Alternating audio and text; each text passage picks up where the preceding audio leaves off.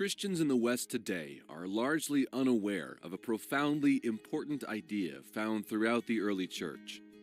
While we may attempt to plumb the depths of theology with the intellect or to pursue emotional experience in worship and prayer, early Christians were focused on the transformation of the heart.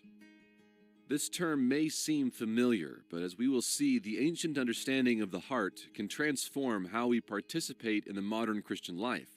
This video aims to help us recover this perspective and unpack how we can begin to have a beautiful heart today.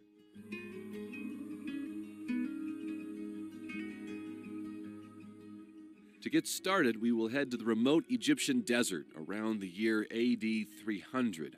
As the sun sets, a small group of men approach a mountain cave, which is home to one of Christianity's greatest heroes, a man named Anthony.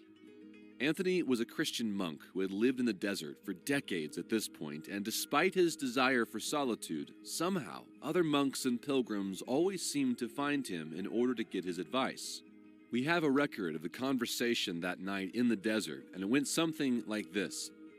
A monk asked, "What can we do to protect ourselves from the nets of the devil and his deceit?" One visitor answered it was fasting and all-night prayer. Others said it was charity and detachment from worldly things, while another said it was further withdrawing into the desert. Finally, the host Anthony replied that although all these practices are beneficial, something was missing.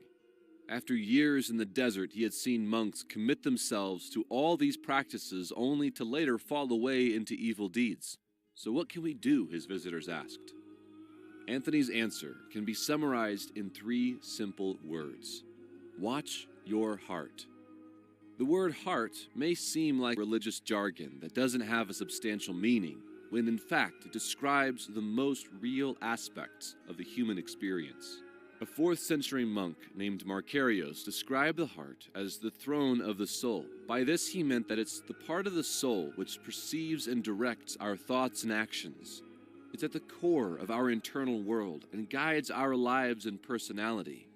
It affects relationships, mental states, all of our habits and desires, and pretty much everything else. Purity of the heart brings order to everything, but most importantly, purity of the heart means unity with God. Jesus said, "Blessed are the pure in heart, for they shall see God." The challenge is that we can't simply choose to have a pure heart. We have to watch. But what does that mean exactly? A monk named Hesychius defines watchfulness as a continual fixing and halting of thoughts at the entrance of the heart. Similarly, John Cassian, a contemporary of Anthony, likens sinful thoughts to a snake trying to enter a house. He suggests that you keep it out before it gets inside.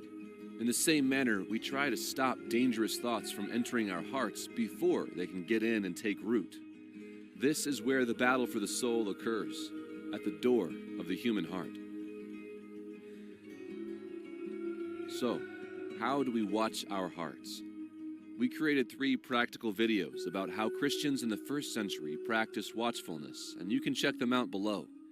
Also, if you would like to learn more about Anthony and other Desert Fathers, you can check out our research notes at thepraxisproject.com.